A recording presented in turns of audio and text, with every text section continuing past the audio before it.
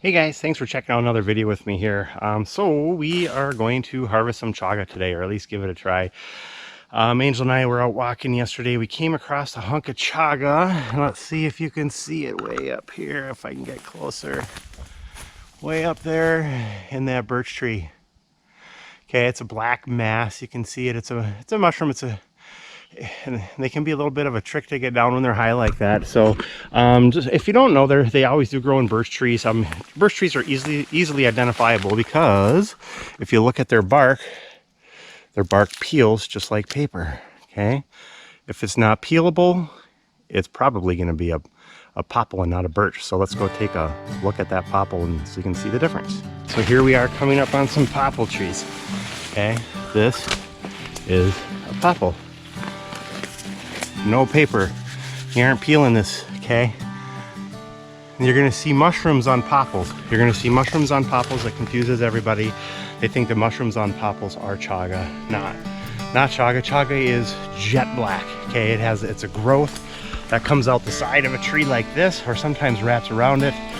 People get confused on the popples with the actual mushroom looking shroom coming off the side. Not chaga. All right, let's go back.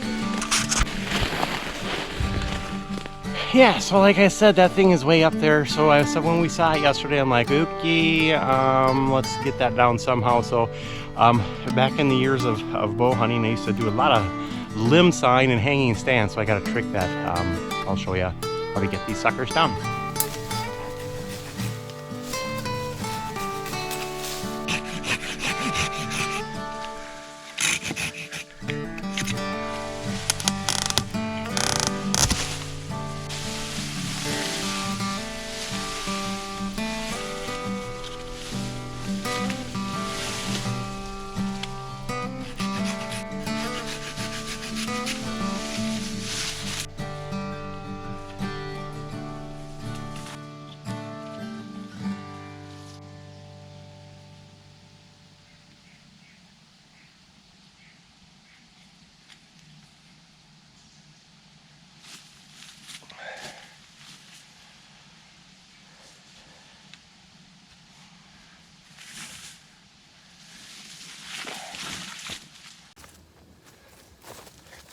All right, here we go. Let's see if we can get that bad boy down without killing ourselves here.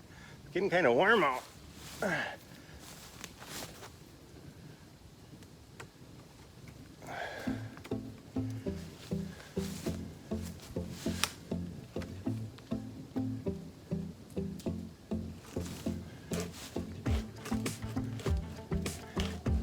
But you know, there's actually some controversy here whether chaga mushroom kills trees or not. Living on it as a host, essentially. I've read it a couple different ways. Some say yes, some say no. So some of the readings that I've had on it is saying, say within 5 years of essentially attaching itself to the host, which is the birch tree dies.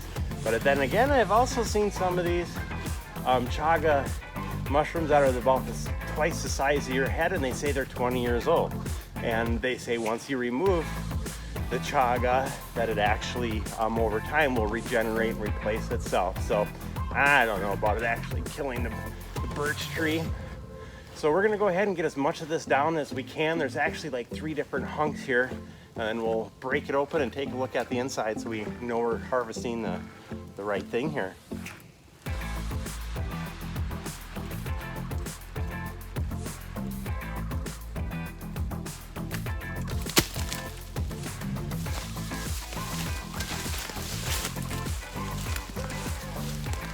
There it is, guys. All right, let's take a look at it. So this is the chaga. See how dark black that is? Okay, it's just like charred, almost like it was on fire at some point. And then inside is an orange color here, if I could get some good sun on it. It's almost like a corky type of material. Back a zillion years ago, they actually used to use this for dye. So yeah, that's chaga. So we'll go ahead and keep chopping down some more and get what we can here, and then we'll talk about it in a second. So let's go for hunk 2. It looks like I got maybe 4 hunks all together.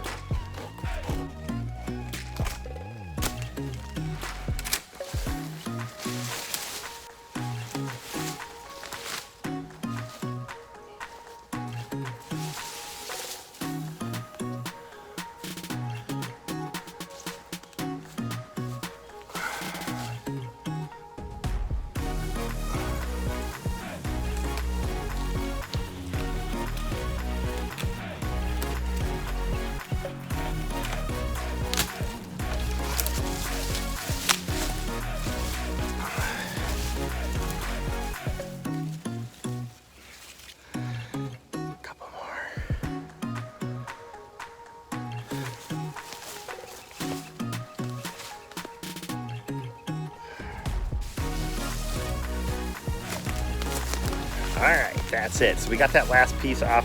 I do have to go ahead and get this piece of junk for the most part.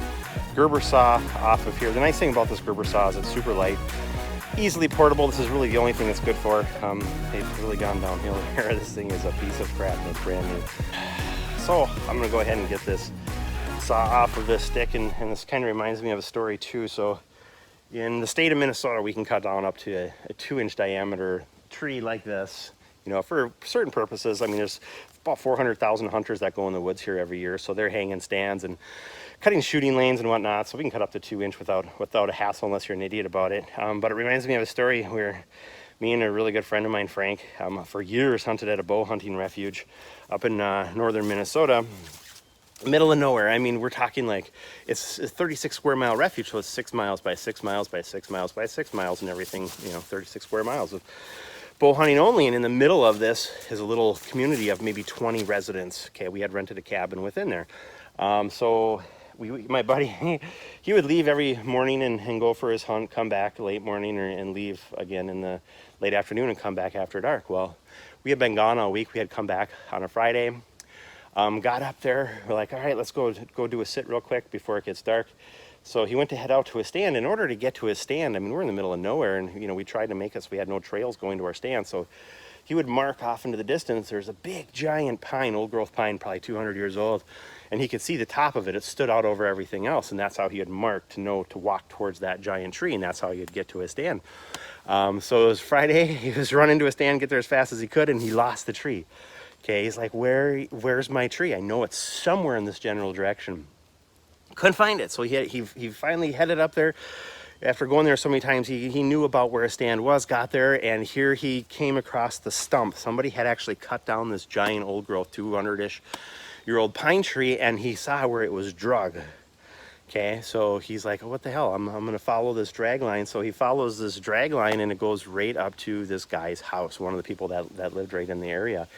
And here the guy had a sawmill in his garage, so he had poached this giant old growth pine, and he decided he was going to saw lumber out of it. So one of the guys in our hunting party works for the Forest Service up there, so we let him know. And so he sends one of his sheriffs out there and the DNR, and they end up finding this guy.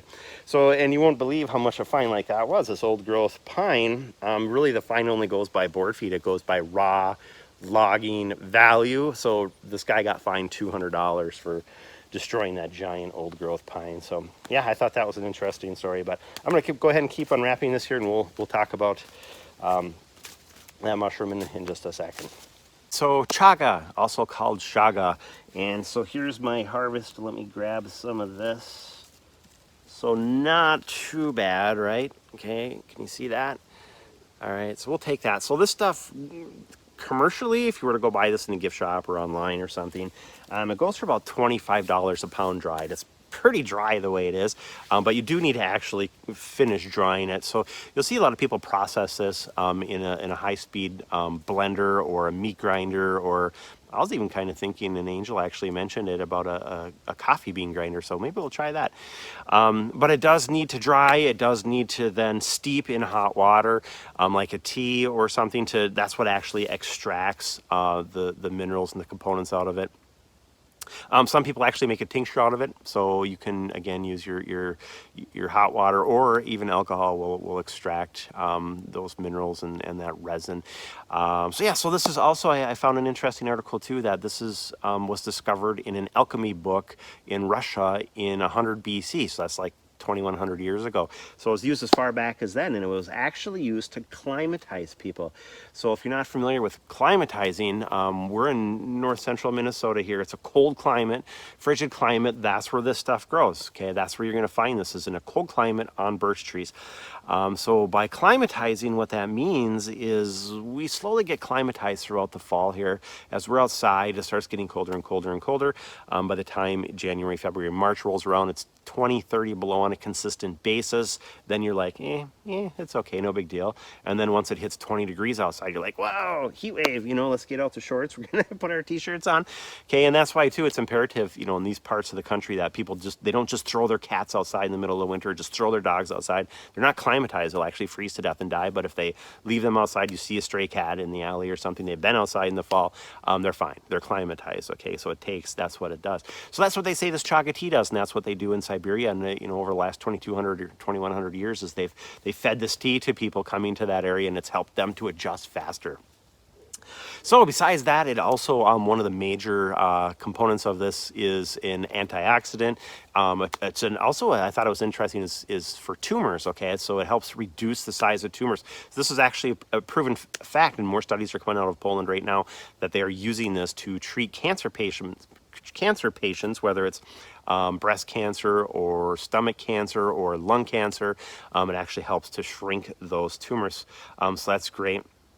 So in a lot of people now too, we're seeing a lot more of these autoimmune deficiencies. I have a couple of really good friends of mine that have been nailed by this lately.